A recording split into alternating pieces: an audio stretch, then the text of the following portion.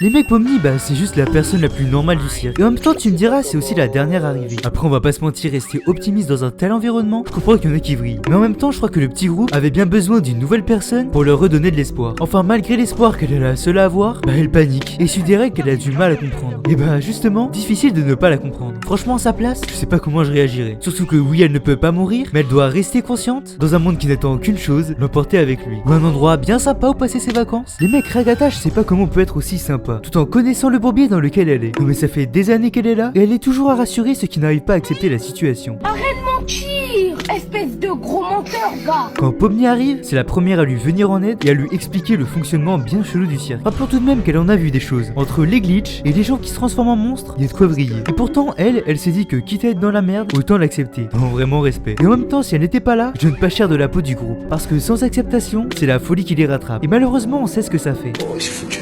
Je suis mort. Les mecs, Jax c'est vraiment le gars le plus malveillant du cirque. Quand t'arrives ici, t'as pas 50 solutions. Soit t'acceptes ton sort, soit tu paniques et tu deviens fou. Autant dire que Jax, bah il a choisi la première solution et il y est allé la tête la première. Et la chose qu'il a compris dans ce monde, c'est que lorsqu'il n'existe aucune sortie, la morale devient optionnelle. Donc il se permet de nuire en toute impunité parce qu'aucune conséquence ne va venir le rattraper. Enfin, dans un sens, je pense que s'il fait ça, c'est aussi pour s'assurer d'être toujours conscient de ses actes, pour ne pas tomber dans la folie. Parce que ouais, derrière les dingueries qu'il peut faire, c'est un bouc bien traumatisé qui a peur de disparaître. Son objectif, c'est pas forcément de réussir à sortir, ça il l'a abandonné depuis bien longtemps. Non, lui il veut rester vivre ici parce qu'au moins il est respecté et considéré. Les mecs, Gangle c'est la meuf la plus aléatoire que j'ai pu voir. Non mais déjà sa particularité, c'est que son humeur est dictée par deux masques, un sourire et un tragique. Autant dire qu'avec ça, difficile d'être stable. Non mais vraiment, il y en a un c'est un lapin, une autre un clown, et elle bah elle est tombée sur ça. Non mais force à elle, hein, je pense qu'ici c'est elle qui souffle le plus. La moindre friction la met dans un de ses états, c'est du jamais vu. Et le pire c'est quand Jack se moque d'elle. Alors là on est parti pour un épisode de dépression. Le problème avec elle, c'est qu'elle a du mal à trouver sa place. Elle essaye de participer, de faire les choses bien, mais elle joue d'elle en permanence. Et dans un monde où la sortie n'existe pas, bah je crois bien que c'est elle qui vaut le plus les barreaux. Les mecs, Zooble c'est quoi ce truc? Je crois que celui qui l'a modélisé devait être bien défoncé pour arriver à ce résultat. Avec tout le respect bien sûr. Non, sinon c'est fou d'être autant aigri. Pour le coup, elle est résignée au fait de ne pas sortir d'ici. Mais plutôt que d'en profiter pour passer des bons moments avec ses nouveaux potes, elle saisit chaque occasion pour s'énerver. Bon, en fait elle est juste blasée. De base bah les aventures de Kane ça sert à les divertir. Mais elle vraiment elle s'en balance. Ouais finalement elle a juste accepté que tout ce qui se passe autour d'elle c'est du grand n'importe quoi. Et c'est ok.